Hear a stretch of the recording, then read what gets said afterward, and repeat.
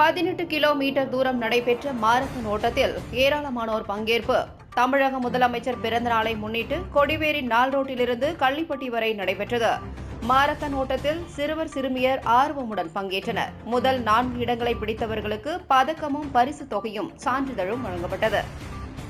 தமிழக முதலமைச்சரும் திமுக தலைவருமான மு.க.ஸ்டாலின் பிறந்த நாளை முன்னிட்டு கோபி அருகே உள்ள டிஎன் பாளையம் ஒன்றிய திமுக சார்பில் கொடிவேரி நாள் ரோட்டிலிருந்து கள்ளிப்பட்டி காந்தி சிலை வரை 18 கிலோமீட்டர் தூரத்திற்கான மாரத்தான் ஓட்டம் நடைபெற்றது.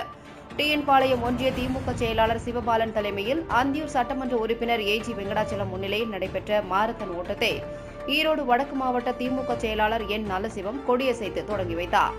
ஆண்கள், பெண்கள், சிறுவர், சிறுமியர் என 300க்கும் மேற்பட்டோர் கலந்து கொண்ட போட்டியில் கரூர் மாவட்ட காவல்துறையில் பணியாற்றும் மணிகண்டன் 18 கிலோமீட்டர் தூரத்தை 58 நிமிடங்களில் கடந்து முதலிடத்தையும், அந்தியூரை சேர்ந்த தினேஷ் ஜான் 2ஆம் இடத்தையும், சேலத்தை சேர்ந்த ராமச்சந்திரன் 3ஆம் இடத்தையும், சேலத்தை சேர்ந்த ரவிக்குமார் 4ஆம் இடத்தையும் பெற்றனர்.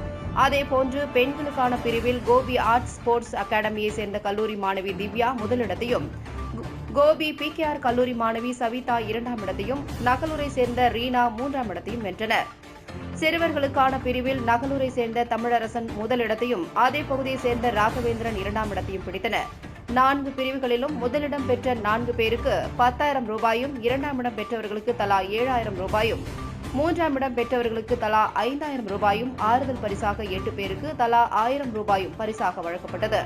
அதைத் தொடர்ந்து கள்ளிப்பட்டியில் ஒன்றிய செயலாளர் சிவபாலன் தலைமையில் நடைபெற்ற பரிசளிப்பு விழாவில் ஈரோடு வடக்கு மாவட்ட அவைத் தலைவர் பெருமாள்சாமி, அந்தியூர் சட்டமன்ற உறுப்பினர் ஏஜி வெங்கடாச்சலம் ஆகியோர் வெற்றி பெற்ற வீரர்களுக்கு பதக்கமும் சான்றிதழும் பரிசு தொகையையும் வழங்கினர். நிகழ்ச்சியில் பெரிய கொடிவேரி பேரூராட்சி தலைவர் தமிழ்மகன் சிவா, வாணிப்புத்தூர் பேரூராட்சி தலைவர் சிவராஜ், காசிப்பாளையம் வெற்றிவேல், வாணிப்புத்தூர் பேரூராட்சி கவுன்சிலர் சம்பத்குமார் உள்ளிட்ட பலர் கலந்து கொண்டனர்.